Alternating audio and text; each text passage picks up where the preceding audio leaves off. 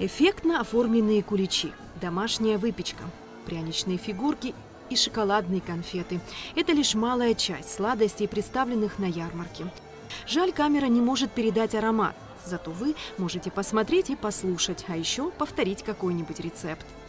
Например, кулича под названием краффин. Это своего рода разновидность круассана и маффина с хрустящей корочкой и нежным мякишем. Это слоеное тесто, и там идет очень много сухофруктов. А кулич в основном делают либо дрожжевое, либо творожное тесто делают. У нас представлены краффин и творожное тесто. Вообще пасхальное тесто считается одной из самых сложных.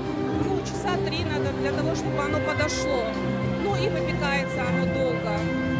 А вообще говорят же, что когда тесто поднимается, нельзя громко шуметь, там хлопать дверями. Вы все это соблюдаете? Надо в тишине, да, конечно, надо в тишине, покое, чтобы тесто хорошо поднялось. Ну, такая есть примета, мы ее придерживаемся.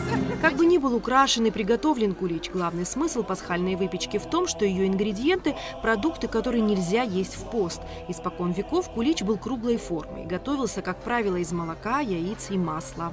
Он у нас традиционный, да, классический рецепт, которым уже более 10 лет мы пользуемся и только его и применяем. Чем украшаете? Вот я вижу у вас красивые там присыпочки какие-то.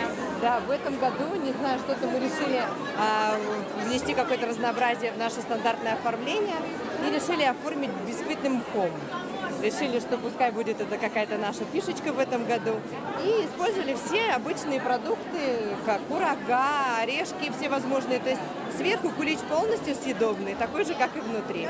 Испечь кулич может не только хозяйка. Бытует мнение, что повара-мужчины готовят еще лучше. Если для женщины это каждодневный навык, и для мужчины кулинария, в первую очередь творчество.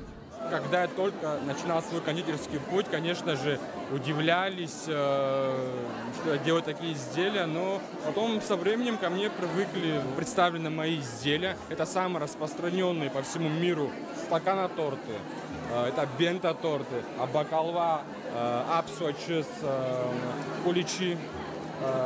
Представлен мой эксклюзивный торт. Бента-торты делаются 3 дня.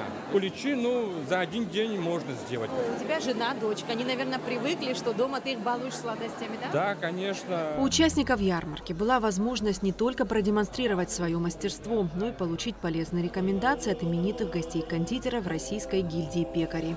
А праздничное настроение помогли создать музыканты. Организовала пасхальную выставку-ярмарку торгово-промышленная палата. Сегодня вместе с нами участники предыдущих конкурсов, победители разных номинаций, но и присоединившиеся впервые к нам в этом году. Вы знаете, нам очень приятно, что мероприятие под названием «Праздник сладостей» продолжает свое развитие. И мы в будущем готовы и будем делать все возможное для того, чтобы развивать это направление. В первую очередь, чтобы быть полезным вам и рынку. В этом году мы учли пожелания большинства участников и отошли от конкурса, предоставив вам ярмарочную площадку. Какой же праздник без сюрпризов и подарков? Победителем зрительских симпатий за лучшее оформление экспозиции стала кондитерская «Виктория». Лучшим был признан пасхальный кулич от пекарни «Колос». Специальный приз от владелицы сети кондитерских Евгении Галкиной достался Янине Шакая.